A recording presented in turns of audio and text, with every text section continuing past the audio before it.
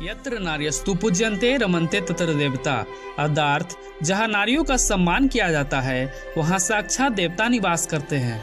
ये आपकी और मेरी कही हुई बात नहीं है, वरन यह वेद वाक्य है।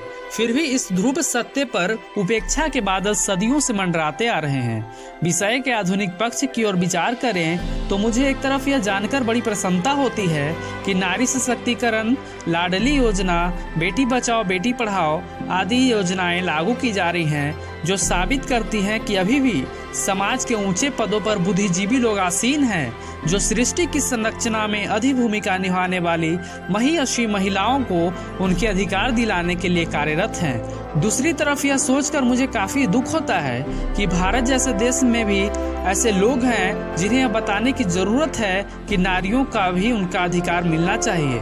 बेटी बचाओ बेटी पढ़ाओ अभियान केवल एक योजना या अभियान नहीं है, यह लोगों की सोच से जुड़ा सामाजिक विषय है। हमें इसके पीछे छिपी लोगों की ओछी सोच को बदलना है, जो कि कठिन कार्य है। ईश्वर के बाद केवल महिलाओं के पास सृजन की क्षमता है। जरा सोचिए वो समाज कैसा होगा जहां महिलाएं न हो। अ नेशन विदाउट वुमन, केवल कल्पना करने की जरूरत है, तस्वीर खुद ब खुद साफ हो जाएगी।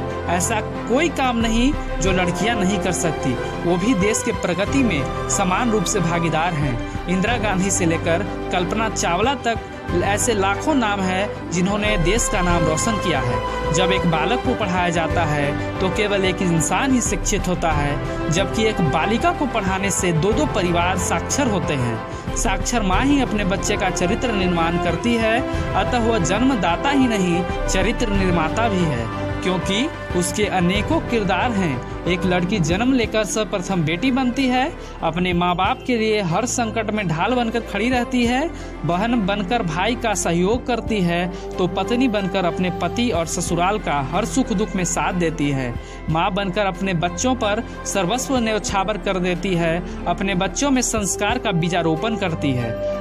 हमारे पूर्वजों द्वारा कहा गया मशहूर वाक्य, लोगों को जागराने के लिए महिलाओं का जागृत होना जरूरी है। एक बार जब वो अपना कदम उठा लेती हैं तो परिवार आगे बढ़ता है, गांव आगे बढ़ता है और राष्ट्र विकास की ओर उन्मुख होता है।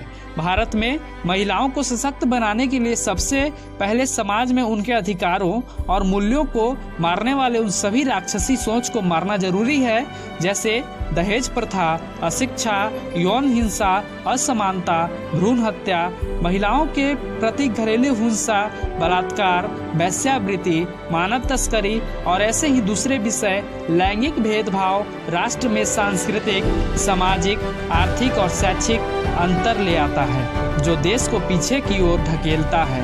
भारत के संविधान में उल्लेखित समानता के अधिकार को सुनिश्चित करने के लिए महिलाओं को सशक्त बनाना सबसे प्रभावशाली उपाय है, और इसी तरह की बुराइयों को मिटाने के लिए हम सभी को जागृत होना पड़ेगा और अपने देश, अपने राष्ट्र को विकसित करने के लिए महिलाओं को सशक्त करना होगा। तभी तो बढ़ेगा इंडिया, तभी तो बढ़ेगा इंडिया। धन्यवाद।